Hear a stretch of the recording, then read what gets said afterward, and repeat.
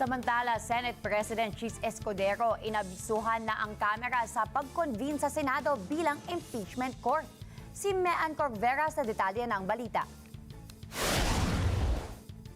Inabisuhan na ng Senado ang Kamara na magko-convene sa June 3 bilang impeachment court na maglilitis kay Vice President Sara Duterte.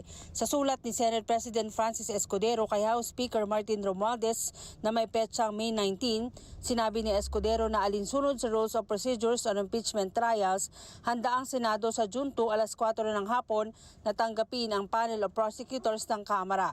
Sa pagbabalik ng sesyon, inaasahan niya ng mga senador na babasahin ng prosecution panel sa open session ng Senado ang 7 charges na nakapaloob sa Articles of Impeachment na isinampa laban sa Vice Presidente.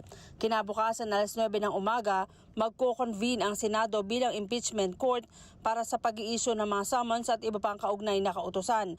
Nakasaad sa sulat ni Escudero na pinadalhan na rin ng kopya si Vice President Sara Duterte.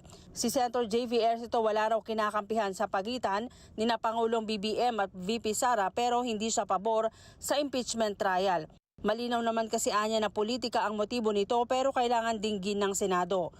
We have been given instructions so as much as possible not to talk about impeachment kasi magiging Pwes kayo magiging senator judges kami in the impending impeachment. But pero Ali, Pati, I have to be honest about it. Noon sinasabi ko na an impeachment trial is really divisive. Talagang Grabe, it will create division among us. Kasi it's more, yes, it's legal.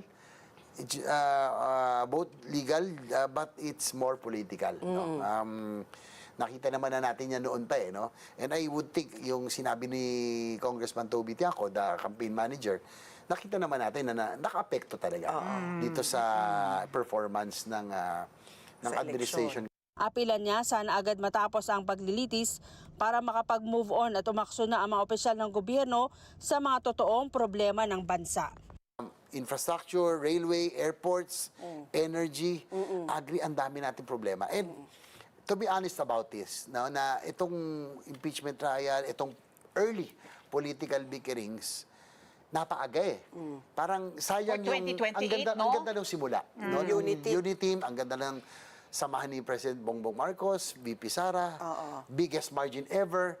Ang ganda sana nung start. Nangihinayang ako na yung foreign investments, ang ganda ng tingin sa atin. But now, all of that will be on hold because of what is happening. So, yun lang yung sa akin na kung we have to go to the process, that's our job.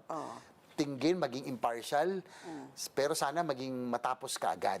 Because we have to go back to work kasi ang dami nating problema. Hindi kasalanan at problema ang dapat kaharapin. And with that, I was also going to ask. Ang dami nating problema at mga challenges that we really have to look into. Mean Corvera para sa Mata ng Agila, matatag, matapang, matapat.